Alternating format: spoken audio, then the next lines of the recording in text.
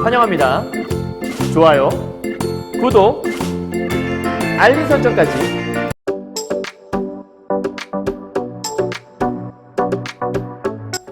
안녕하세요. 경화여고 1학년 학생 여러분, 그리고 전국에서 올림포스 국어로 독서 비문학 지문을 공부하신 여러분 만나서 반갑습니다. 선생님은 세계 최강 국어쌤 조인수 선생님입니다. 자, 오늘은 오랜만에 강의를 찍게 됐는데요. 선생님이 오늘 강의를 찍게 된 이유는 이번 이제 경화여고 고1 학생들이 이제 기말고사 준비하면서 독서 지문 중에서 요 강의를 좀 찍어주세요 하는 학생들이 좀 있었어요. 그래서 요청이 들어와서 작년에 안 찍었던 강의라 오늘 좀 찍어보려고 하거든요. 제목은 푸드 마일리지에 대한 얘기인데 사실 뭐 지문 자체가 어렵다기보다는 독서 지문을 어떻게 공부해야 될지 모르겠다 이런 친구들이 있어서 선생님이 여러분 EBS 교재에 이제 2문제가 있어요. 원래 3문제가 있는데 한 문제는 뭐 그냥 스스로 답을 다는 거니까. 그리고 만약에 학교 선생님들이 이 지문을 갖고 시험 문제를 낸다면 이렇게 낼 수 있다라고 해서 선생님 문제를 하나 또 만들었어요. 특별하게. 그래서 그 문제를 보시면서 아, 독서 지문은 이렇게 문제를 출제할 수 있구나. 그 정도 알고 넘어가시면 될 것 같다는 생각이 드네요. 알겠죠? 자, 그러면 독서 지문을 읽으려면 잠시 스탑 해놓으시고 먼저 문제를 푸셔야 돼요. 여러분 교재 올림포스 국어에 102페이지와 103페이지에 있는 지문이거든요. 잠깐 스탑 해놓으시고 문제를 푼 다음에 와서 요걸 다시 보시면 될 것 같아요. 알았죠? 자, 첫 번째 제목 푸드 마일리지 포코 탄소 발자국이라는 제목을 갖고 있고요. 사회문화 파트에 들어가요. 약간 좀 경제에 들어가는 거기 때문에 사회문화 파트라고 볼 수도 있는데 오늘의 내용은 그런 거죠. 어떤 식품 같은 것들이 산지, 그러니까 생산지로부터 소비자에게 도달하기까지 이제 거리가 있을 거 아니에요? 멀리서 오는 것도 있고 가까이서 오는 것도 있을 텐데 이게 거리가 멀어지면 멀어질수록 사실 뭐 차 같은 걸로 운행을 해올 거잖아요. 그러면 아주 먼 거리에 있다. 그러면 차를 많이 쓸 것이고 그럼 차가 이제 운행하는 과정 속에서 많은 매연 같은 것도 발생할 수 있겠고 환경 같은 것도 좀 나쁘게 만들 수 있겠죠? 그렇다면 산지에서 소비자에게 오기까지 이제 그 시간 동안에 의외로 우리가 단순히 우리는 밥을 먹거나 뭔가 먹거리를 소비하지만 이게 사회 속에 뭔가 안 좋은 것들을 미칠 수도 있겠네? 뭐 이제 이런 내용들을 담고 있는 것이 바로 푸드 마일리지 뭐 이런 거라고 보시면 되고요. 사실 환경 문제의 가장 큰 문제가 되는 것들이 탄소 배출량이라고 하잖아요. 그래서 탄소 배출을 좀 줄이자 이제 이런 것들이 우리에게 포인트라고 볼 수 있는데 그런 내용도 함께 담고 있다고 볼 수 있습니다. 이해하셨죠? 자, 그래서 독서 지문 볼 때 무엇을 봐야 하나? 선생님이 지금부터 자세하게 설명드릴 거니까 요 지문이 아니더라도 다른 독서 지문을 볼 때에도 이렇게 파악하시면 된다는 것들을 명심하시고 보시면 돼요.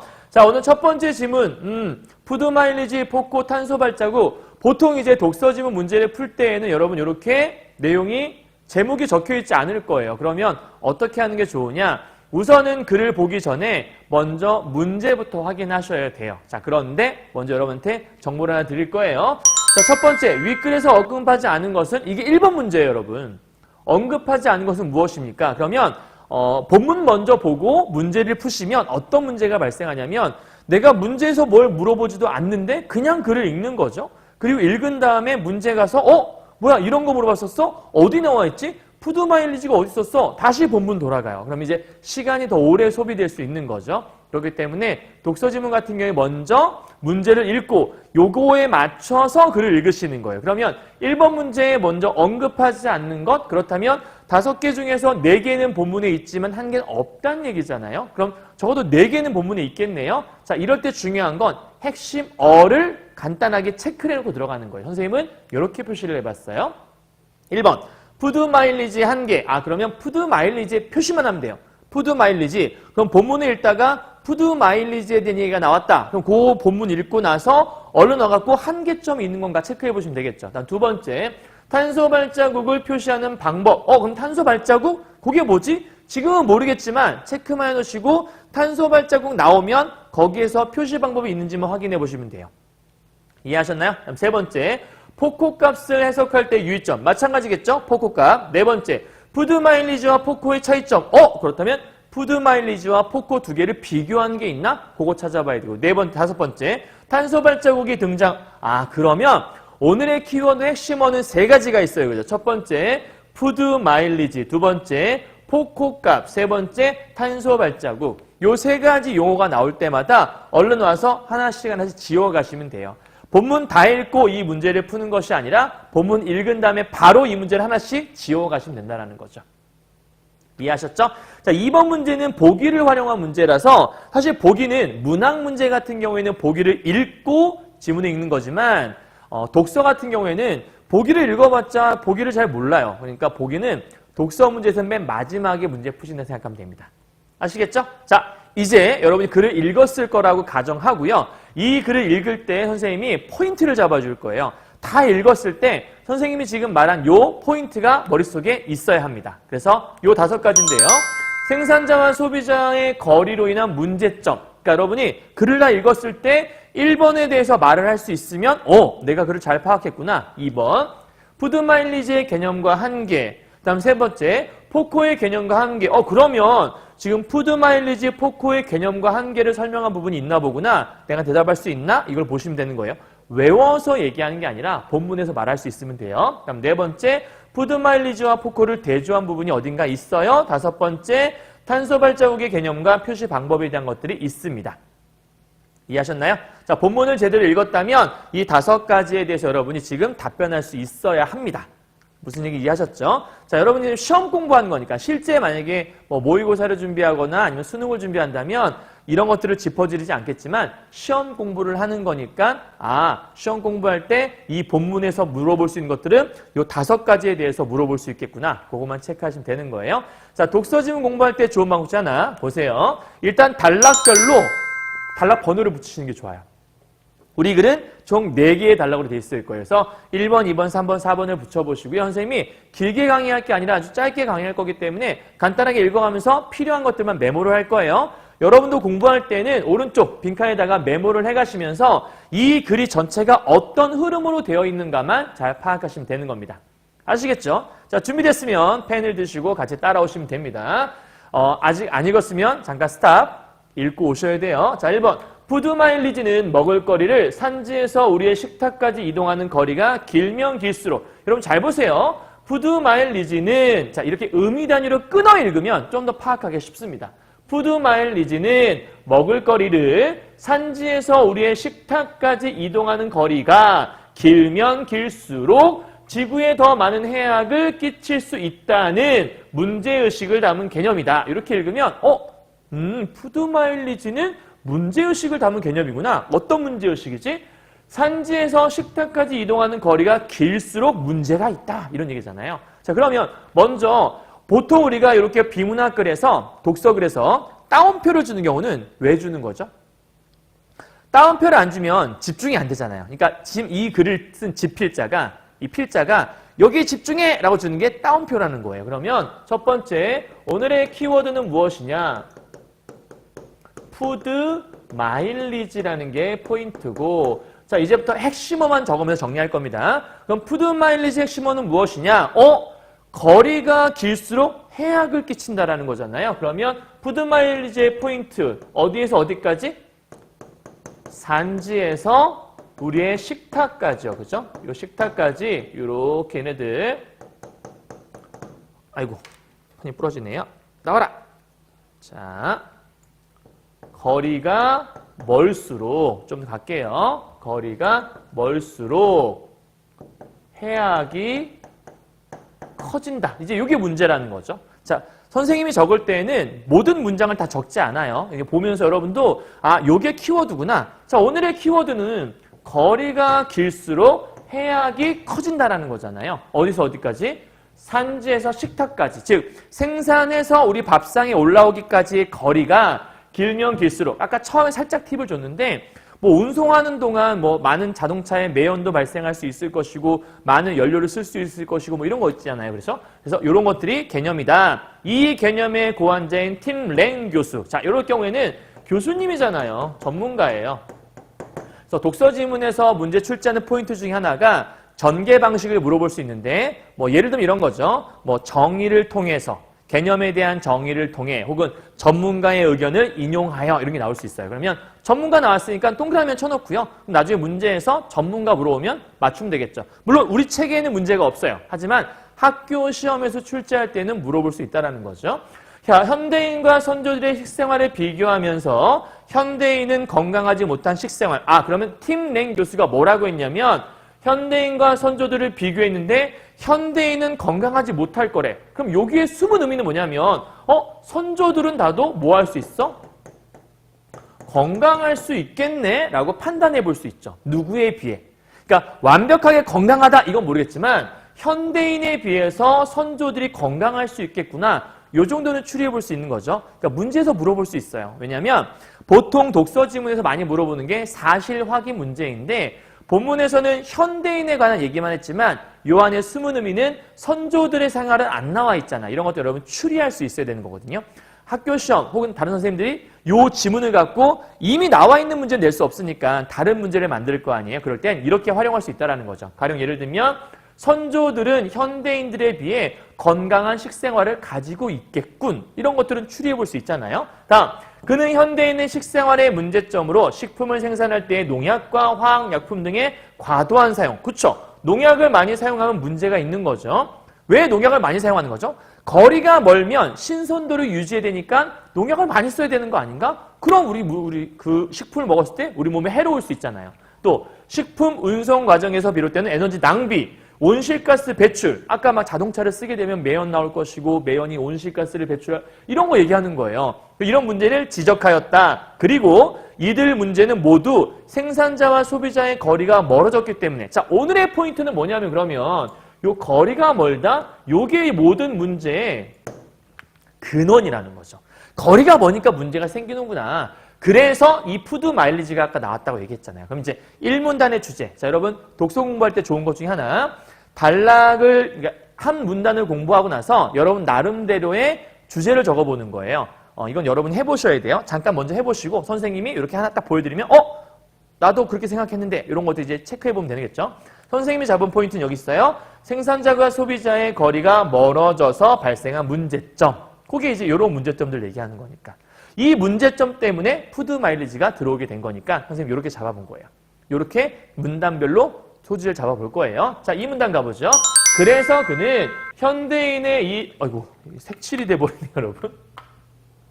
자, 그래서 그는 이 현대인의 식생활 문제점을 해결하기 위해서 이 식생활의 문제점이라는 게 바로 거리가 멀어 생긴 문제점이잖아요. 그래서 일정한 기준을 만들어 식품 안전을 검증하는 방법을 고안하였는데, 자, 여기서 팁이에요. 지금 이 글은 어떻게 돼 있냐? 첫 번째, 먼저 뭘 얘기했냐면 문제가 있다라고 얘기했어요.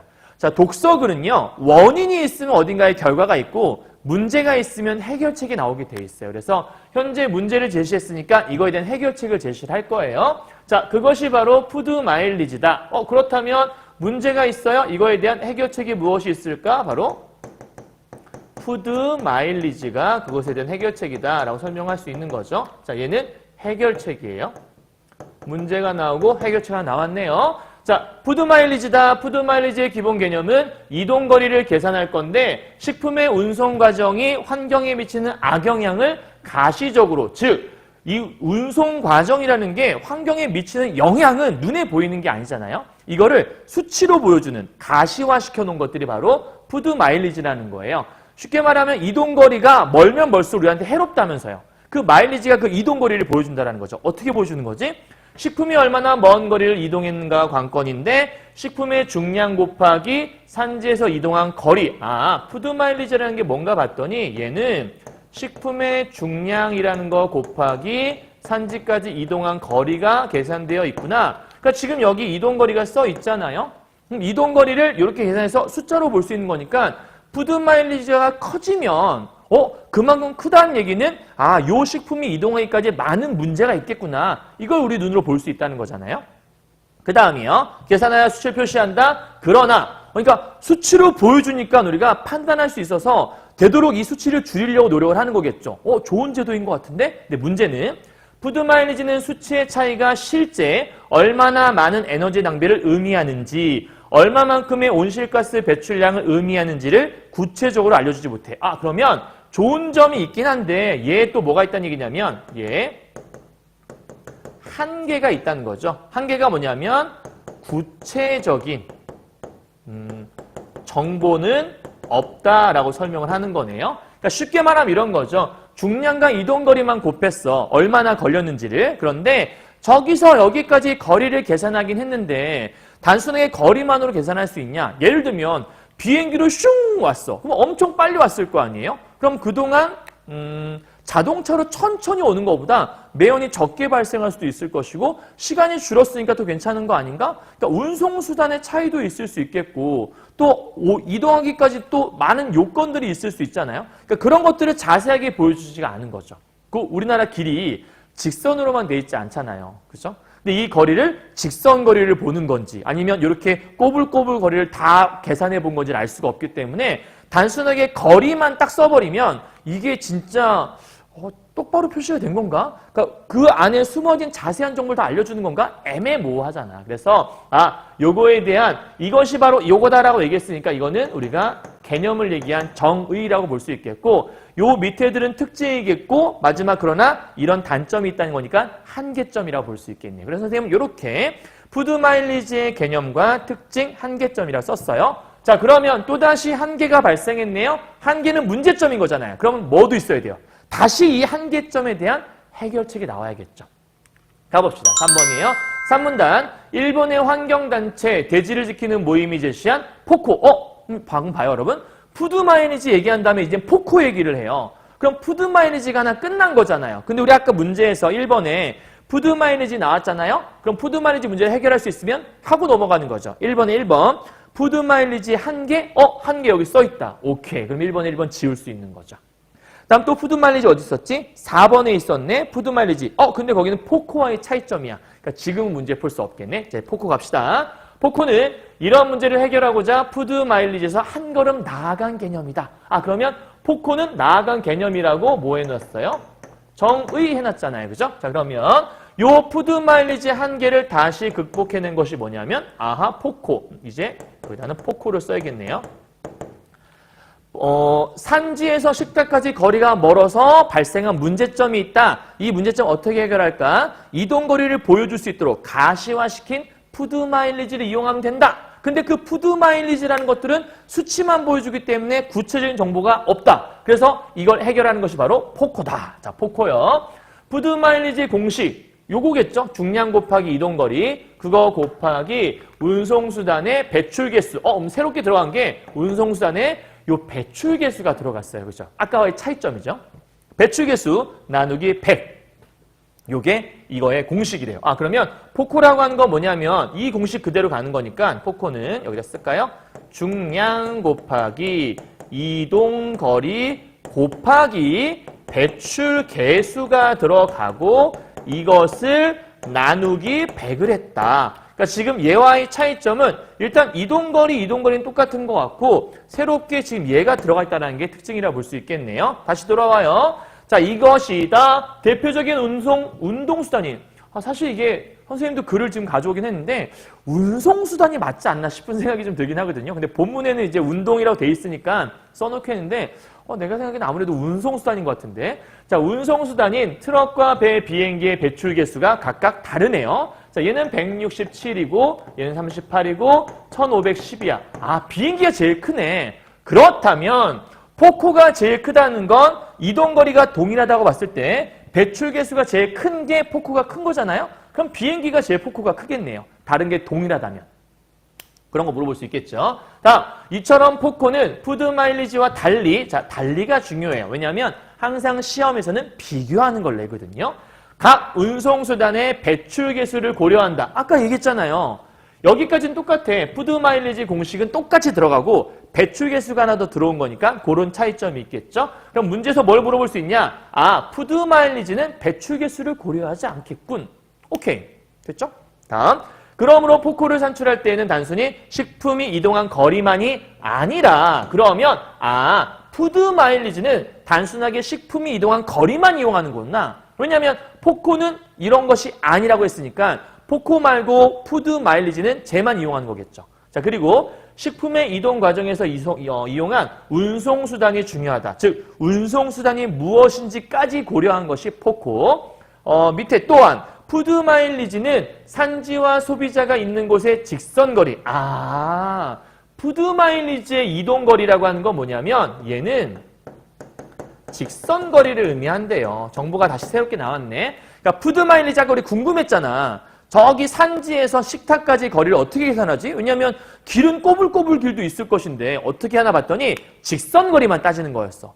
그러면 이 푸드마일리지를 이용한 걸 보면 무조건 하늘을 날아와야 돼. 그치? 그게 이제 포인트인 것 같아. 근데 그렇게 따지기에는 뭐 차로도 올 수 있는데 차로 그럼 뭐 산을 뚫고 와야 되나? 그러니까 구체적인 정보가 안 나왔던 거지. 근데 얘는 이제 수출지의 항구나 공항까지. 그러니까 지금 이런 것 같아요. 푸드마일리지는 여기에 지금 산지, 생산지가 있다 쳐봐요. 예를 들어서. 그리고 여기가 사람들이 먹을 수 있는 이제 식탁이에요. 그러면 여기까지 무조건 직선거리만 쟀던 거예요. 그런데 사실은 생산지에서 여기까지 올 때까지 예를 들어보죠. 해외에 있는 어떤 식품이라 생각해봐요. 그러면 해외에서 우리나라까지 직선거리를 따질 수도 있지만 사실은 일단 공항이나 한국까지 가야 되잖아. 그리고 거기서 다시 또 식탁으로 와야 되는 거잖아. 그러니까 얘는 중간에 수출지의 항구나 공항까지 이동하는 거리를 일단 여기서 공항까지 이동했다. 그리고 여기서 또다시 식탁으로 이동하는 거리가 있겠죠? 그러니까 한 방에 오는 것만 생각한 게 아니라 구체적으로 한국까지 얼마나 걸리고 여기서 또 얼마나 걸리는지 그러니까 요걸 준다는 거는 좀 더 어떠한 정보를 주는 거냐면 자세한 정보를 주는 거죠. 그럼 아무래도 여기 있는 것보단 얘가 좀 더 거리가 좀 길어지지 않을까요? 아무래도. 왜냐하면 직선거리는 최대 짧은 거리를 얘기하는 건데 공항까지 거쳐오는 거리라고 한다면 중간에 어딜 거쳐 어떻게 온다라고 했으니까 좀 더 길어질 거란 좀 이렇게 판단을 해볼 수 있을 것 같아요. 자, 그래서 포함하여 계산하기 때문에 식품의 운송 과정이 환경에 미치는 영향을 더 정확하게. 왜냐하면 뭐 예를 들면 이런 거죠. 그냥 직선거리로만 온대 라고 계산하는 것보다 실제 배를 이용해서 간다면 여기서 이만큼 왔다가 여기까지 오는데 시간이 더 오래 걸릴 수 있잖아. 그러면 원래 연료가 이만큼 소비가 됐는데 직선거리로 따지면 요만큼밖에 소비 안 됐어 라고 우리가 판단할 수도 있잖아요. 그죠? 그러면 우리가 사실은 직선거리를 판단하게 되면 정확한 거리 측정이 안 되는 거기 때문에 정확한 연료 소비나 그 연료 소비로 인한 환경에 미치는 영향을 정확하게 파악할 수 없겠네요. 그죠? 그러면 이제 산문단은 포코라고 하는 거에 개념도 있고요. 물론 푸코 마일리지의 한계를 극복했고 개념이 있지만 이거의 특징까지 정리했네. 그럼 얘랑 다르게 푸드 마일리지는 아까 마지막에 한계를 제시했잖아. 근데 여기는 한계까지는 없고 그냥 개념하고 특징만 얘기했네요. 근데 이제 4문단이 남았어요. 여러분 마지막 정리해보죠. 4문단은 그러나 이 둘의 개념을 알더라도 소비자가 일일이 원산지를 확인하는 것은 쉬운 일이 아니라고 설명했어요. 그러면 개념을 알면 다 될 줄 알았는데 아직도 미비한 점이 있다는 거잖아. 그럼 뭐가 있다는 얘기죠? 한계가 있다는 얘기네. 그럼 이 포코 역시도 마찬가지로 뭐가 있다는 얘기냐면 역시 한계가 있다는 얘기예요. 그 한계점이라는 게 무엇인데? 원산지 확인이 쉽지가 않아. 그렇죠? 그러니까 지금 우리가 궁금한 건 원산지에서 식탁까지 오는 걸 얘기했는데 원산지가 어딘지 파악이 다 돼야 그 거리를 계산할 수 있는데 그 원산지를 일일이 다 하나씩 계산하는 게 쉽지가 않다는 거야. 그럼 원산지가 어딘지를 알아야 되잖아. 원산지를 알아야 거리를 측정할 수 있는데 원산지가 어딘지 어떻게 알지? 그거에 대한 정보도 필요하다는 거지. 그래서 밑에 보니까 제품들의 탄소 배출량을 더 쉽게 비교하면서 제품을 선택할 수 있도록 돕는 방법이 있는데 그게 뭐냐? 탄소 발자국이라는 거. 탄소 발자국이 그러면 이 한계를 또 하나 극복할 수 있는 게 바로 탄소 발자국이다. 그럼 지금 계속해서 이런 거네. 처음에 푸드 마일리지라고 하는 건 이 문제점을 해결한 거였는데 요거의 한계를 극복한 게 포코인 거고 포코와 푸드 마일리지로도 뭔가 약간 조금의 한계가 있는 것들을 완벽하게 메꿔주는 것이 바로 이 탄소 발자국. 이게 뭔가 볼까요? 탄소 배출량 정보를 의무적으로 제품에 표시하게 해서 푸드 마일리지나 포코와는 달리 운송 과정뿐만 아니라 밑에 보니까 생산의 전 과정에서 발생하는 요게 중요하겠다. 결국은 이산화탄소 배출량이라는 것들을 계산해 보려고 아까 거리를 계산했던 거거든. 그러니까 거리가 멀면 이산화탄소 배출량이 많아져서 환경에 나쁜 영향 미치니까 문제가 있다 이런 거였는데 그럼 그 이동거리가 멀수록 많은 걸 배출했다는 뜻이었잖아. 근데 아예 이동거리를 모르더라도 그냥 배출량이 많아 라고 해버리면 이건 문제가 있는 거네 라고 우리가 딱 파악할 수가 있잖아요. 그래서 배출량을 아예 명시해 줄 수 있는 게 탄소 발자국. 어떻게 명시할 건데? 킬로그램이나 나무의 수로 표시할 수 있다. 이렇게 얘기하는 거예요. 결국은 좀 더 자세하게 표현해줘서 우리가 알고 싶은 정보를 명확하게 줄 수 있는 게 탄소 발자국이네요. 정리하죠. 포코의 한계를 극복한 탄소 발자국의 정의와 특징이라고 볼 수 있겠대요. 정확히 말하면 푸드 마일리지와 포코의 한계를 극복에 따라 쓰는 게 좀 더 맞겠네요. 이해하셨죠? 여기까지. 자, 이렇게 흐름을 정리하신 상태에서 정리. 자, 주제는요. 푸드 마일리지와 포코 그리고 탄소 발자국의 개념과 특징이 적혀 있는 거고요. 그다음 문제점 나오고 해결하는 그런 구조로 계속 반복되고 있죠. 자, 그리고 포코 마일리지와 포코를 비교한 점이 있었어요. 포코 마일리지는 단순한 직선거리만, 포코는 직선거리뿐만 아니라 항구나 공항까지 거쳐서 가는 좀 더 자세한 정보를 준다라는 거. 정의 비교는 개념을 정의하고 두 개를 비교했으니까. 됐죠? 그럼 이제 문제 한번 풀어볼까요? 자, 1번 문제 한계. 이건 아까 확인했고요. 두 번째 탄소 발자국 표시하는 방법. 맨 마지막에 킬로그램과 나무의 수 있었으니까 오케이. 3번 포코값 해석할 때 유의점. 해석할 때 어떻게 유의하세요? 아까 포코값 해석할 때 유의점 있었나? 그냥 개념만 주지 않았어요? 이건 좀 애매한데? 4번 푸드 마일리지와 포코의 차이점. 직선거리냐 아니면 구체적인 거리냐? 오케이. 5번 탄소 발자국이 등장하게 된 배경. 뭐죠? 단순하게 그 이동거리만으로는 명확한 정보, 그러니까 생산지가 어딘지 명확하게 안 써 있으면 알 수가 없다라는 한계점이 있었으니까. 그럼 답은 3번밖에 없네요. 그죠? 오케이. 다음 2번 문제예요. 자, 예를 보시면 선생님 노란색 표시를 해놨는데 나머지 정보는 똑같아요. 0.001, 0.001, 0.001, 300, 300, 300. 그러니까 똑같은 건 표시할 필요가 없어. 그럼 뭔 차이점이 있지? 얜 트럭 이용했구나, 비행기 이용했구나, 배 이용했구나. 아까 얘가 제일 컸던 것 같아, 그치? 얘가 제일 큰 거였고 그 다음 큰 게 아까 뭐였더라? 배가 38이었으니까 얘가 세 번째, 얘가 두 번째 큰 값 순서로 한다면 그게 뭐였냐면 아까 배출 개수라는 거의 크기였어요. 그죠? 얘가 제일 컸고 그 다음 컸고 그 다음 컸어요. 다음 직선거리, 직선거리, 직선거리. 직선거리 했으니까 우리가 머릿속에 푸드 마일리지 떠올려야겠죠. 그리고 이제 국내, 해외, 해외니까 요거 좀 차이점이 있구나. 자, 1번부터 가보죠. A에 대한 푸드 마일리지의 값과 BC 푸드 마일리지. 푸드 마일리지의 개념은 직선거리 곱하기 중량이었으니까 직선거리는 다 똑같았어. 중량 똑같았어. 그러면 A, B, C의 푸드 마일리지는 다 똑같겠네요. 그죠? 근데 서로 다르다. 땡. 우린 적절한 거 고르는 거니까. 2번. B에 대해 푸드 마일리지를 산출할 때와 포코 산출할 때 적용되는 이동거리는 서로 같군. 아까 푸드 마일리지 산출할 때 뭐였지? 푸드 마일리지 산출하는 것들은 일단 직선거리였잖아. 근데 포코 산출할 때는 뭐였죠? 항구까지 이동거리에서 또 한 번 살펴보는 거였잖아요. 그러면 당연히 이거 산출할 때 거리하고 얘 산출할 때 이동거리는 서로 같을 수가 없죠. 포코는 항구까지를 한 번 더 거쳐가는 거였으니까 좀 더 자세한 정보였고 여기까지 좀 더 첨가한다라고 얘기했으니까 다를 수밖에 없겠네. 땡. 그쵸? 3번이요. A에서 트럭이 아닌 비행기로 대체했다. 식품을 이동했다. 그러면 푸드 마일리지의 값은 변하지만 일단은 푸드 마일리지는 직선거리니까 변하는 게 없지 않나요? 그죠? 일단은 푸드 마일리지는 변하지 않을 것 같은데 포코의 값은 변하지 않는군. 포코의 값은 오히려 또 변하겠죠. 왜냐하면 트럭으로 대체했는데 포코라고 하는 것들은 뭐였지? 직선거리뿐만 아니라 다른 값까지 고려했잖아. 즉 운송수단이 다르면 즉 비행기와 트럭 중에 운송수단의 배출 개수가 다르면 포코 값은 달라졌잖아. 그러니까 변하지 않는 거는 틀린 말이라고 볼 수 있겠죠. 다음 4번이요.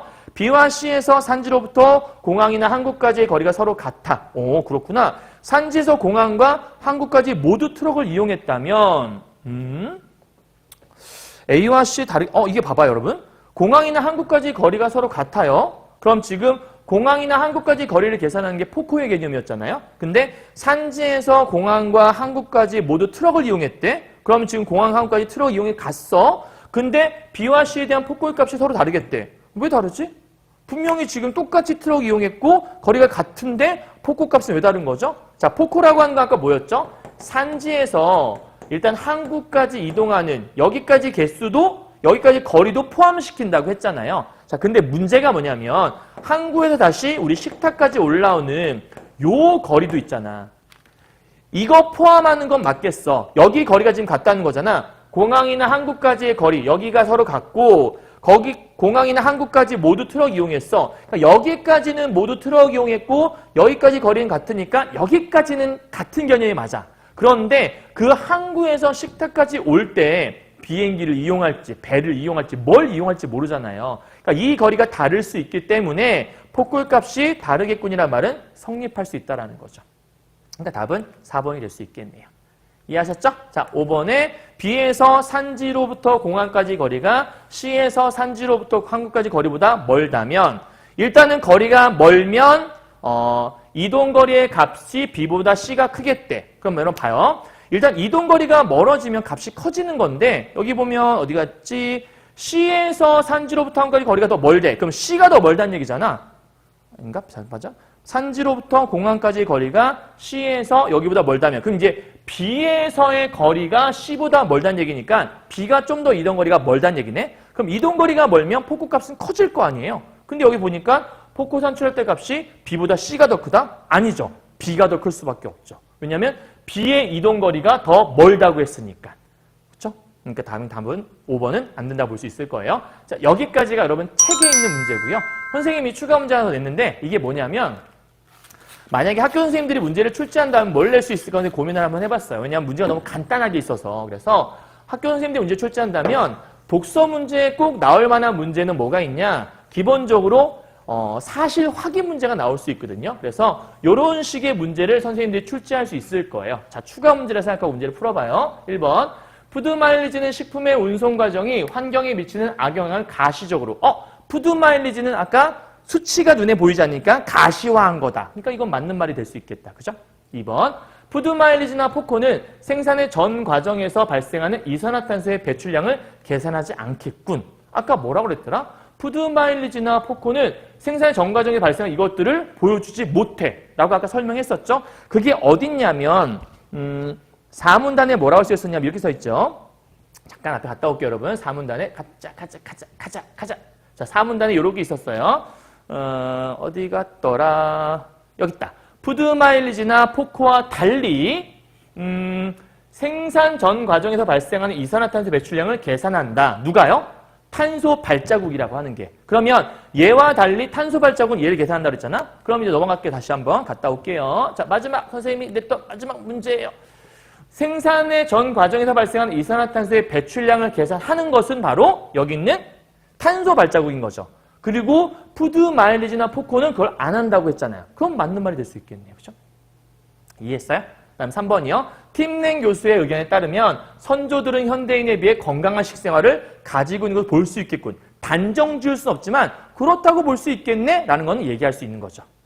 왜냐하면 아까 현대인들이 덜 건강하다고 했으니까. 그렇죠? 4번. 포코는 푸드마일리지에 비해서 식품의 운송 과정이 환경에 미치는 영향을 좀 더 정확하게 비교할 수 있게. 왜? 포코는 공항까지 거리까지 계산하는 거니까 직선 거리만 계산하는 푸드마일리지보다 좀 더 정확하다고 볼 수 있잖아요. 맞겠네요. 5번.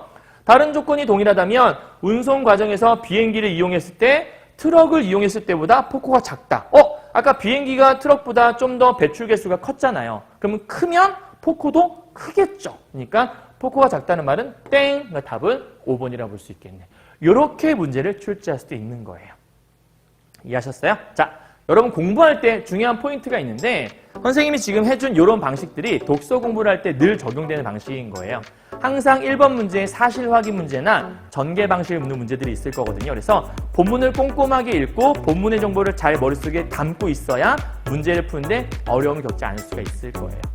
이해하셨죠? 자, 그러니까 여러분 책에는 문제가 너무 단순하게 나와 있어요. 근데 이걸 갖고 선생님들이 학교 시험들 낸다면 방금 얘기했던 내용 확인에 대한 문제부터 시작하실 거기 때문에 내용 확인 문제를 철저하게 잘 공부하시고 본문에는 A와 B를 비교하면서 A 설명만 나와 있어. 근데 A가 B보다 크다고 했어. 그럼 문제에서는 B가 A보다 작을 수 있다라고 반대로 설명할 수 있으니까 그렇게 반대 정보까지 캐치할 수 있으면 좋을 것 같다는 생각이 듭니다. 아시겠죠? 자, 여기까지 여러분이 이제 강의 요청했던 거 찍어드렸고요. 다음 시간에 하나 더 있는데 그거는 다음 시간에 찍어서 또 하나 보여드리도록 할게요. 자, 고생하셨고 이번 기말고사 아직은 시간이 많이 남았으니까 최선을 다해서 파이팅해서 준비해서 좋겠습니다. 여러분 수고했습니다. 안녕!